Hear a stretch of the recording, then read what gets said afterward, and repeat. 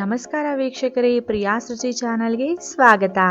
ನಾನಿವತ್ತು super soft ಆಗಿ ಉಬ್ಬಿ ಬರುವಂತಹ ಆರೋಗ್ಯದಾಯಕ ರಾಗಿ ಪೂರಿ ರೆಸಿಪಿಯನ್ನು ತೋರಿಸ್ತಾ ಇದ್ದೀನಿ. ಈ ರಾಗಿ ಪೂರಿ ಮಾಡೋದು ತುಂಬಾನೇ ಸುಲಭ. ಮನೆಯಲ್ಲೇ ಇರುವಂತಹ ಸಾಮಗ್ರಿಗಳನ್ನ ಬಳಸಿ ಈ ಸೂಪರ್ ಸಾಫ್ಟ್ ರಾಗಿ ಪೂರಿನ ಯಾವ ರೀತಿ ಮಾಡೋದು ಅಂತ ನೋಡ್ಕೊಳ್ಳೋಣ ಬನ್ನಿ. ಈ ಮೃದುವಾಗಿರುವಂತಹ ರಾಗಿ ಪೂರಿಯನ್ನು ಮಾಡೋದಕ್ಕೆ ನಾನು ಮೊದಲಿಗೆ ಒಂದು ದೊಡ್ಡ ಬೌಲ್ನ ತಗೊಂಡಿದ್ದೀನಿ. ಇದಕ್ಕೆ ನಾನು 1 ಕಪ್ ಅಷ್ಟು ರಾಗಿ ಹಿಟ್ಟನ್ನು ಹಾಕೊಳ್ತಾ ಇದ್ದೀನಿ. ನಿಮಗೆ ಚಿಕ್ಕ ಸೈಜ್ ಕಪ್ ಬೇಕಿದ್ರೆ ನೀವು ಚಿಕ್ಕ ಕಪ್ಪಲ್ಲೂ ನೀವು ಹಾಕ್ಕೊಳ್ಬಹುದು. ರಾಗಿ ಹಿಟ್ಟನ್ನು ಹಾಕಿದ ಮೇಲೆ ಅದೇ ಸೈಜಿನ ಕಪ್ಪಿನಲ್ಲಿ ನಾನು 1 ಕಪ್ ಅಷ್ಟು ಗೋಧಿ ಹಿಟ್ಟನ್ನು ಕೂಡ ನಾನು ಹಾಕ್ಕೊಳ್ತಾ ಇದ್ದೀನಿ. ರಾಗಿ ಹಿಟ್ಟು ಯಾವ ಕಪ್ಪಲ್ಲಿ ಹಾಕೊಂಡಿರ್ತೀರಲ್ಲ ಅದೇ ಕಪ್ನಲ್ಲೇ ನೀವು ಗೋಧಿ ಹಿಟ್ಟನ್ನು ಕೂಡ ಹಾಕೊಳ್ಳಿ.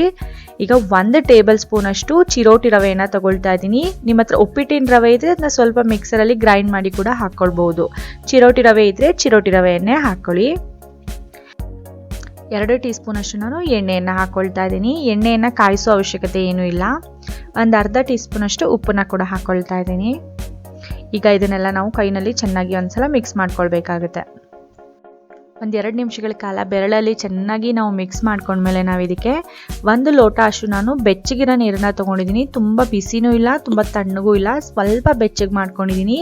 ಈ ಬೆಚ್ಚಗಿರೋ ನೀರಲ್ಲಿ ನಾವು ನಾರ್ಮಲ್ ಆಗಿ ನೀವು ಚಪಾತಿ ಹಿಟ್ಟನ್ನು ಯಾವ ರೀತಿಯಾಗಿ ನಾದ್ತಿರಲ್ಲ ಅದೇ ರೀತಿಯಾಗಿ ಸಾಫ್ಟಾಗಿ ನೀವು ನಾದ್ಕೊಂಡ್ರೆ ಸಾಕಾಗುತ್ತೆ. ತುಂಬ ಗಟ್ಟಿಯಾಗಿ ನಾದ್ಕೊಳ್ಳೋ ಅವಶ್ಯಕತೆ ಇಲ್ಲ, ತುಂಬ ಸಾಫ್ಟಾಗಿನೂ ಬೇಡ, ಮೀಡಿಯಮ್ ಸಾಫ್ಟ್ ಆಗಿದ್ರೆ ಸಾಕಾಗುತ್ತೆ. ಹಿಟ್ಟನ್ನು ನಾವು ಒಂದ್ಸತಿ ಪೂರ್ತಿಯಾಗಿ ನಾದಿದ ಮೇಲೂ ಕೂಡ ನಾವು 5 ನಿಮಿಷಗಳ ಕಾಲ ಇದೇ ರೀತಿಯಾಗಿ ನಾವು ಚೆನ್ನಾಗಿ ನಾದ್ಕೊಳ್ಬೇಕಾಗುತ್ತೆ. ಈ ರೀತಿ ಚೆನ್ನಾಗಿ ನಾದ್ಕೊಳ್ಳೋದ್ರಿಂದ ಏನಾಗುತ್ತೆ ಅಂದರೆ ಪೂರಿ ತುಂಬಾ ಸಾಫ್ಟಾಗಿ ಉಬ್ಬಿ ಬರೋದಕ್ಕೆ ನಮಗೆ ಸಹಾಯ ಆಗುತ್ತೆ. 5 ನಿಮಿಷ ಕಂಟಿನ್ಯೂಸ್ ಆಗಿ ಇದೇ ರೀತಿಯಾಗಿ ನಾದ್ಕೊಳ್ತಾ ಇರಿ. ಈಗ ನಾನು ಇದನ್ನು 10 ನಿಮಿಷಗಳ ಕಾಲ ನೆನೆಯೋದಕ್ಕೆ ಇಡ್ತಾ ಇದ್ದೀನಿ. ಈಗ 10 ನಿಮಿಷಗಳ ಕಾಲ ಆಗಿದೆ. ಹಿಟ್ಟು ಚೆನ್ನಾಗಿ ನೆಂದಿದೆ. ನೀವು 10 ನಿಮಿಷನ ನೆನೆಸ್ಬೇಕಂತೇನಿಲ್ಲ, ನೀವು 1 ಗಂಟೆಗಳ ಕಾಲ ಬೇಕಾದರೂ ನೆನೆಸ್ಬೋದು. ಈಗ ಸ್ವಲ್ಪ ಹಿಟ್ಟನ್ನು ತಗೊಂಡು ನಾನು ನಿಂಬೆ ಹಣ್ಣಿನ ಗಾತ್ರದಷ್ಟು ಚಿಕ್ಕ ಉಂಡೆಗಳನ್ನ ಮಾಡಿ ಇಟ್ಕೊಳ್ತಾ ಇದ್ದೀನಿ. ನೋಡಿ, ಈ ಸೈಜ್ನಲ್ಲಿ ನಾನು ಎಲ್ಲ ಉಂಡೆಗಳನ್ನ ಮಾಡಿ ಇಟ್ಕೊಂಡಿದ್ದೀನಿ. ಇನ್ನು ಹಿಟ್ಟು ಉಳಿದಿದೆ, ಇದನ್ನು ತಟ್ಟೆ ಮುಚ್ಚಿ ಹಾಗೆ ಇಟ್ಬಿಡ್ತೀನಿ. ಇದಿಷ್ಟು ಪೂರಿಗಳು ಮಾಡಿದ್ಮೇಲೆ ಇನ್ನು ಉಳಿದಿರೋದನ್ನು ನಾನು ಉಂಡೆ ಮಾಡಿಕೊಂಡು ಲಟ್ಟಿಸ್ಕೊಳ್ತೀನಿ. ಈಗ ನಾನು ಈ ಉಂಡೆಗಳಲ್ಲಿ ಪೂರಿಯನ್ನು ಲಟ್ಟಿಸ್ಕೊಳ್ತಾ ಇದ್ದೀನಿ. ನೋಡಿ, 1 ಉಂಡೆನ ತೊಗೊಂಡಿದ್ದೀನಿ. ಸ್ವಲ್ಪ ಗೋಧಿ ಹಿಟ್ಟನ್ನು ಹಚ್ಕೊಂಡು ನಾರ್ಮಲಾಗಿ ನೀವು ಪೂರಿನ ಯಾವ ರೀತಿಯಾಗಿ ಲಟ್ಟಿಸ್ಕೊಳ್ತೀರಲ್ಲ ಅದೇ ರೀತಿಯಾಗಿ ಲಟ್ಟಿಸ್ಕೊಳ್ಬೋದು. ನೀವು ರಾಗಿ ಹಿಟ್ಟು ಹಾಕಿರೋದ್ರಿಂದ ಕಷ್ಟ ಆಗುತ್ತೆ ಅಂತ ಅಂದ್ಕೊಳ್ಳೋಕ್ಕೆ ಹೋಗಬೇಡಿ, ತುಂಬಾ ಸುಲಭವಾಗಿ ಲಟ್ಟಿಸ್ಕೊಳ್ಬೋದು. ಸ್ವಲ್ಪನೂ ಲಟ್ಟಣಿಗೆಗೆ ಅಥವಾ ಮಣೆಗೆ ಅಂಟ್ಕೊಳ್ಳೋದೇ ಇಲ್ಲ. ನೋಡಿ, ಇಷ್ಟು ದಪ್ಪ ಇದ್ದರೆ ಸಾಕಾಗುತ್ತೆ. ನೀವು ಎಷ್ಟು ದೊಡ್ಡ ಪೂರಿಗಳನ್ನ ಬೇಕಾದರೂ ನೀವು ಮಾಡ್ಕೊಳ್ಬೋದು, ಅಥವಾ ನಿಮಗೆ ಚಿಕ್ಕ ಪೂರಿ ಬೇಕಿದ್ರೆ ಚಿಕ್ಕ ಪೂರಿನೂ ಮಾಡ್ಕೊಳ್ಳಿ. ಆದರೆ ತುಂಬಾ ತೆಳ್ಳಗೆ ಅರಿಯಕ್ಕೆ ಹೋಗಬೇಡಿ, ಸ್ವಲ್ಪ ದಪ್ಪ ಇರಲಿ. ಇದೇ ರೀತಿಯಾಗಿ ನಾನು ಎಲ್ಲ ಪೂರಿಗಳನ್ನ ಲಟ್ಟಿಸಿ ಕೂಡ ಇಟ್ಕೊಂಡಿದ್ದೀನಿ. ಒಂದು ಬಾಣಲಿಯಲ್ಲಿ ನಾನು ಎಣ್ಣೆಯನ್ನು ಹಾಕಿ ನಾನು ಕಾಯೋದಕ್ಕೆ ಇಟ್ಟಿದ್ದೆ. ಎಣ್ಣೆ ಕಾದಿದೆಯೋ ಇಲ್ವೋ ಅಂತ ನಾನು ಚೆಕ್ ಮಾಡೋದಕ್ಕೆ ಒಂದು ಸಣ್ಣ ತುಂಡನ್ನು ಹಾಕ್ಕೊಳ್ತಾ ಇದ್ದೀನಿ. ಎಣ್ಣೆ ಚೆನ್ನಾಗಿ ಕಾದಿದ್ರೆ ನೀವು ಒಂದೊಂದೇ ಪೂರಿಯನ್ನು ಈ ರೀತಿಯಾಗಿ ಹಾಕ್ಕೊಳ್ಬೇಕು. ನೋಡಿ, ಈ ರೀತಿಯಾಗಿ ಒತ್ಕೊಂಡ್ರೆ ಅದು ಚೆನ್ನಾಗಿ ಉಬ್ಬುತ್ತೆ.